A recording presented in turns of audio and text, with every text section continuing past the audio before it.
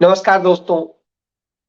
आज supreme court से वह बहुप्रतीक्षित फैसला आ गया, जिस फैसले का क्या मजमून होगा ये हम सब जानते थे। हम सबको पता था कि सुप्रीम कोर्ट क्या बोलेगा। बहरहाल फैसला आ गया, क्योंकि देश के अंदर तमाम कंगारू कोर्टें चलती। अब कंगारू कोर्ट की बात करूं, उस पर कोई विषय नहीं बनता है। आज जो फैसला आया है उसे मानना हमारी मजबूरी है, हम चाहें चाहे न चाहें, क्योंकि वो सुप्रीम कोर्ट का फैसला है। सुप्रीम कोर्ट ने फैसला दिया कि अनुच्छेद 370 की धारा 3 का इस्तेमाल करते हुए राष्ट्रपति ने अनुच्छेद 370 के शेष सभी प्रावधानों को निरस्त कर दिया। यानी 370 नहीं समाप्त हुआ, 370 के अधीन किए क्लॉज 3 को इस्तेमाल करके के पावर को इस्तेमाल करके उन्होंने कर दिया। चलिए, बहुत अच्छा किया। जो फैसला हुआ उसमें अदालत ने एक थोड़ा सा लोकतंत्र जीवियों को एक यह ऑक्सीजन देने के लिए कह दिया कि हाँ, विधानसभा का चुनाव कराओ और राज्यों का जो अस्तित्व है वो बहाल करो। यही बातें कमोबेश पहले भी कही जाती रही हैं, भाजपा भी यही कहती रही है, वही उन्होंने दोहरा दिया, क्योंकि वो अपने मुताबिक उन सारी चीजों को कर ले रहे हैं जो करना चाहते हैं। बिल्कुल यह बात सही है, मैं सुप्रीम कोर्ट से सहमत हूं कि जम्मू कश्मीर एक संप्रभु राष्ट्र या राज्य नहीं है, वो भारत का एक अंग है गणराज्य का, तो निश्चित रूप से अभिन्न अंग है। यह बात बिल्कुल सही है। अब चलिए आते हैं कि आखिर अनुच्छेद 370 समाप्त करके कश्मीर को, जम्मू कश्मीर को टुकड़े टुकड़े किसने किया? भारतीय जनता पार्टी ने। जब भारतीय जनता पार्टी यह कर रही है, और इतिहास गवाह है, भारतीय जनता पार्टी सदैव से कश्मीर के खिलाफ रही। जब कश्मीर को भारत में मिलाए जाने की व्यवस्था की जा रही थी, तब भी वो खिलाफत कर रही थी। वो तब भी खिलाफत कर रही थी और लगातार कश्मीर के हक, उसकी प्राकृतिक संपदाओं और सब चीजों को लेकर के जो सारे विवाद थे, उन सब को लेकर के भी वो खिलाफ थे। बावजूद इसके क्या होता है, मैं ये उदाहरण इसलिए बता रहा हूं, ये आगे देश भर में लागू होता है, इसलिए बता रहा हूं। कश्मीर में 2014 में जो नवंबर दिसंबर में चुनाव हुआ, उसके जब नतीजे आए, तो नतीजे आने के बाद में विधानसभा में स्थिति क्या थी? पीडीपी के पास में 28 विधायक थे, भारतीय जनता पार्टी के पास विधायक थे, और एनसी के पास में, नेशनल कॉन्फ्रेंस के पास में 15 विधायक थे, और कांग्रेस के पास में 12 विधायक। ऐसी स्थिति में पीडीपी और भाजपा की सरकार बनी। उसी पीडीपी के साथ उन्होंने सरकार बनाई जिसके बारे में तमाम सारी नकारात्मक बातें कहते थे। और सरकार बनाने के बाद में 2.5 साल सरकार चलाने के बाद में अंत में उन्होंने अचानक कठुआ में एक बच्ची के साथ में जब भाजपा समर्थक गैंग रेप करते हैं और उस पर वो बोलती हैं, तो साहब अपना समर्थन धीरे से बहाना लेकर के वापस ले लेते हैं, बलात्कारी के समर्थन में। और नतीजा क्या होता है? वहां राष्ट्रपति शासन लगा देते हैं। राष्ट्रपति शासन लगाने के बाद में धीरे से राष्ट्रपति को अधिकार दे देते हैं कि साहब वो आदेश का पालन कर सकें, जो भी अध्यादेश जारी कर सकें। और नतीजा क्या होता है? 2019 आते आते फैसला हो जाता है कि अनुच्छेद 370 की धारा 3 का इस्तेमाल करते हुए राष्ट्रपति ने अनुच्छेद 370 के शेष सभी धाराओं को खत्म कर दिया। यदि उस वक्त जब भाजपा ने समर्थन वापस लिया था, कांग्रेस ने मंशा व्यक्त की थी कि जम्मू कश्मीर को बचाना है तो एक साथ आना चाहिए, तब पीडीपी और नेशनल कॉन्फ्रेंस अपने अपने स्वार्थ में एक दूसरे से लड़ने को तैयार थे, कांग्रेस के साथ आने को तैयार नहीं थे। कांग्रेस का तो वहां सबसे कम स्टेक था, बावजूद इसके वो नहीं आए और कांग्रेस पार्टी का तो उतना नुकसान नहीं हुआ, उन दोनों पार्टियों का बड़ा नुकसान हो गया। फायदे में कौन रहा? भारतीय जनता पार्टी। यानी दो बिल्लियों की लड़ाई में बंदर जो है मार ले गया, और आज हम उसका नतीजा देख रहे हैं। यह चीज पूरे हिंदुस्तान पे लागू होती है। यदि हम एक साथ होकर के सारी लड़ाई लड़े तो उस स्थिति में तमाम सारे दुश्मनों को तोड़ा जा सकता है जो देश के खिलाफ कर रहे हैं, देश की तमाम व्यवस्थाओं के खिलाफ कर रहे हैं, देश की संपत्तियों को बेच रहे हैं।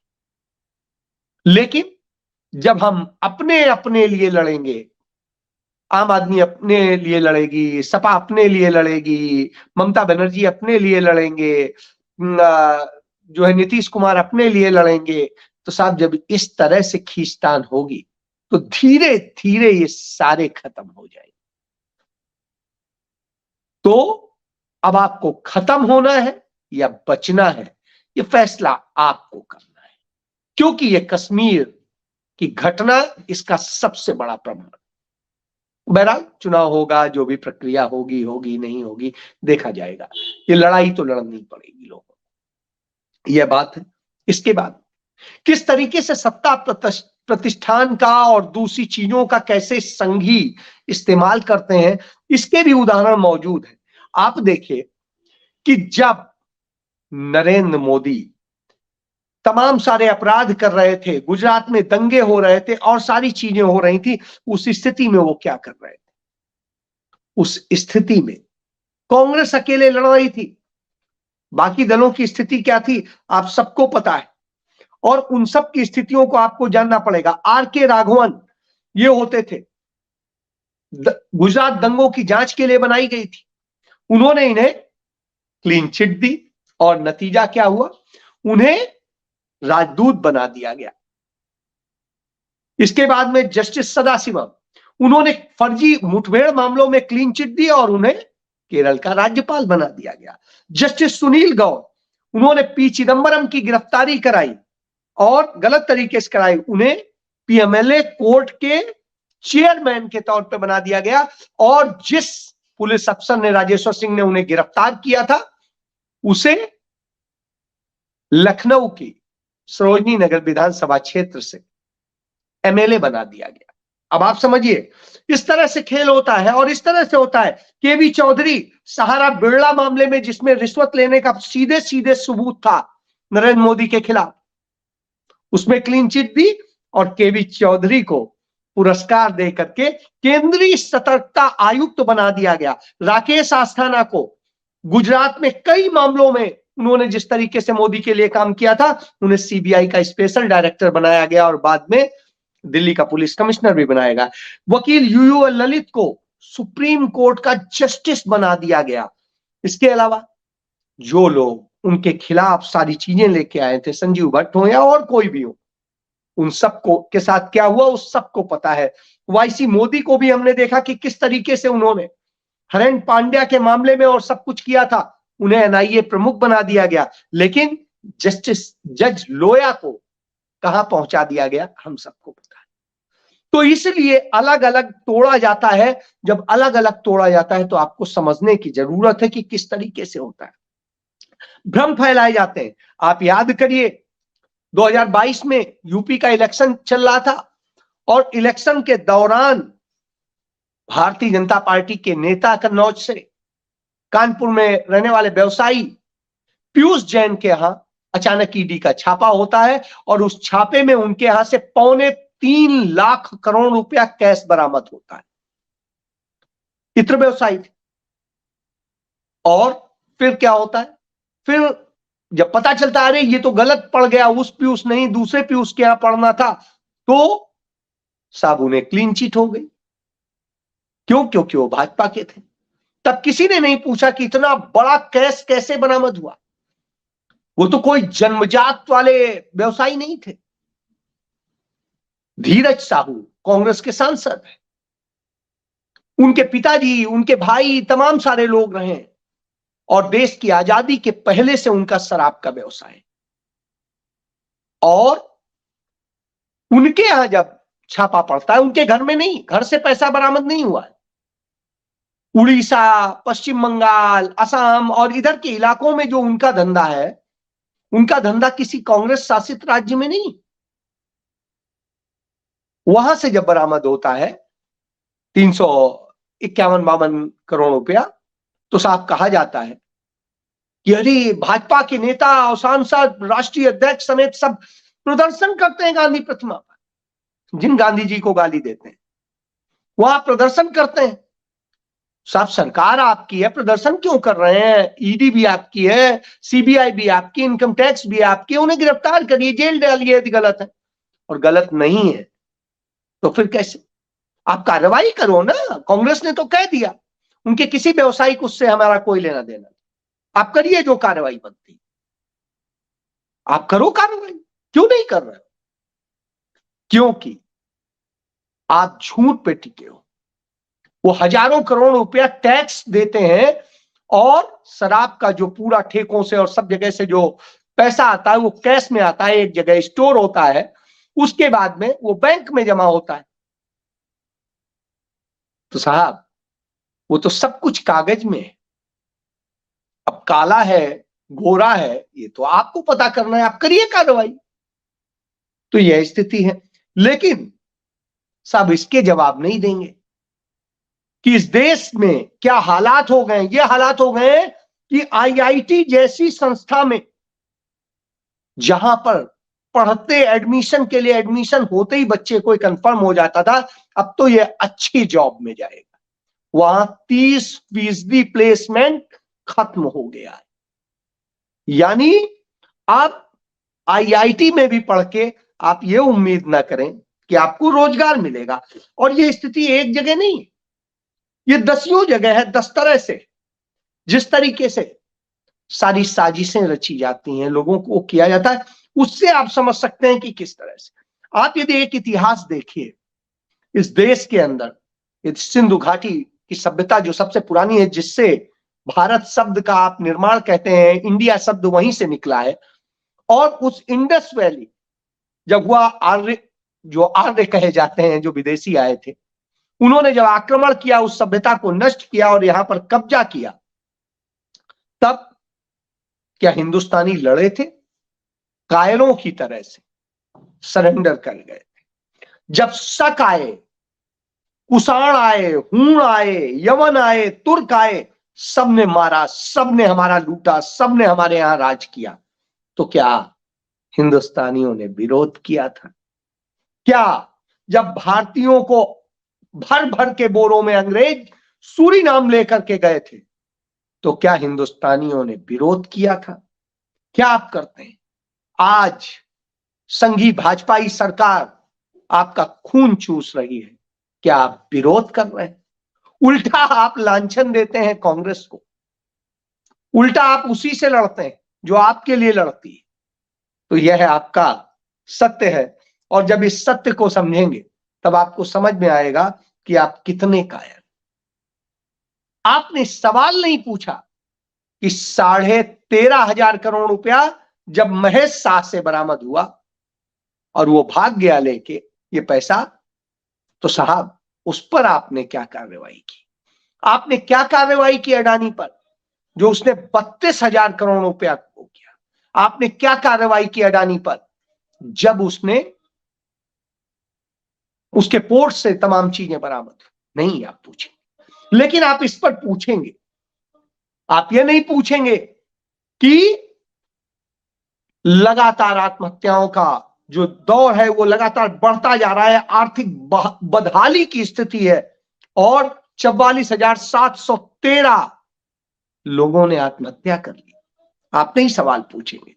आप सवाल नहीं पूछेंगे कि कैसे, किस तरीके से भारत को बदनाम किया जाता है। प्रधानमंत्री नरेंद्र मोदी के ब्यूटी के लिए जो पूरा मेकअप के लिए जो टीम है, उस पर रोजाना लाखों रुपया जो खर्च किया जाता है, उस पर सवाल नहीं पूछेंगे। उस पर करीब 350 करोड़ रुपया खर्च हो चुका है। पिछले इतने दिनों। अब आप सोचिए, जितना आप बरामदगी की बात करते हैं उससे ज्यादा तो उनके ड्यूटी पर खर्च हो चुका है, और आज आप इस पर बात करते हैं। जब आप बात करते हैं तो आपका धर्म क्या दंगे फसाद कराने वाला है? नहीं, हमारा धर्म हमें प्रेम सहिष्णुता सिखाता है, मानवता सिखाता है। तो फिर हम लड़ क्यों रहे हैं? किसी दूसरे धर्म के व्यक्ति को मार क्यों रहे हैं? किसी को छीन कर हम खुश क्यों होते हैं? सवाल उठता है। जब सवाल उठता है कि इस तरह के हालात हो, तब आप क्या कहेंगे? आप बताइए ना कि आपने क्या कार्रवाई की। अडानी का मैं बोल ही चुका हूं।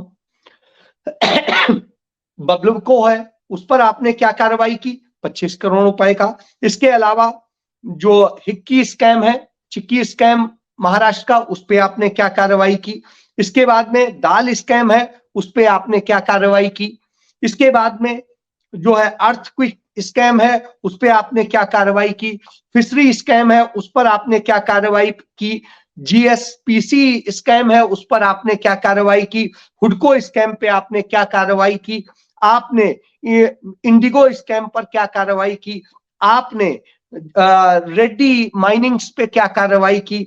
आपने कट्टा जो स्कैम था उस पर आपने क्या कार्रवाई की? आपने ललित मोदी पर क्या कार्रवाई की? आपने मेट्रो रेल स्कैम पे क्या कार्रवाई की? आपने नैनो प्लांट के नाम पर जो स्कैम हुआ उस पर क्या कार्रवाई की? इस तरह से आप तमाम सारे हैं, कहीं पर कोई है, कहीं पर कोई है। ये सब तो भाजपा के दौरान हुए, सरकारों में हुए, और ऐसे सैकड़ों स्कैम मौजूद है। आपने क्या कार्रवाई की? नहीं की। क्यों? क्योंकि हमारा विपक्ष कांग्रेस अकेले लड़े उसकी जिम्मेदारी, बाकी नेता, बाकी पार्टियां सिर्फ अपने स्टेक ढूंढेंगी, और स्टेक ढूंढेंगी तो फिर जम्मू कश्मीर जैसा हाल उनका भी होगा। न संविधान बचेगा, न आपका देश बचेगा, न लोकतंत्र बचेगा, और चंद पूंजीपतियों के हाथ में सब सौंप दिया जाए। जब यह सब होगा तो फिर कौन सा स्टेक लेंगे? फिर तो यही गुहार लगाएंगे कि साथ चुनाव ही करा दो। चुनाव भी कहेंगे 1 साल बाद होगा। कल्पना करिए, फैसला आ रहा है दिसंबर में, कह रहे हैं सितंबर तक कराइए, और वो भी सितंबर के आखिरी की डेट बताते हैं तब कराइए। अब आप समझ लीजिए। तो साहब, फिर तो आप वही स्थिति है, खून चूसते रहिए, चूसते रहिए, चूसते रहिए। अंत में आदमी कहेगा भैया थोड़ा सा खून चूसने की मशीनें और बढ़ा दीजिए, हमें उसके लिए भी लाइन लगाना पड़ता है, टैक्स जमा करने के लिए भी लाइन लगाना पड़ता है। तो साहब, इस हालत में आप फैसला आपको करना है कि लड़ाई आपकी है या किसी और की है। फैसला कर लीजिए। यदि आपकी है तो लड़िए, पार्टियां आपका मार्गदर्शन करेंगी, लीडर आपका मार्गदर्शन करेंगे, लड़ाई आपको लड़नी। और नहीं तो चुसवाते रहिए। शक, खून, यमन सब आएंगे, सब लूटेंगे, आर्यन से आएंगे, सब लूटेंगे, और आपको यही नहीं पता चलेगा कि वास्तव में आपकी वंशावली क्या है। आप झूठी कहानियों में फंसे रहिए, महाभारत पढ़ते रहिए, रामायण पढ़ते रहिए, इतिहास का कुछ अता पता नहीं चलेगा। इसलिए फैसला आपको करना है। जय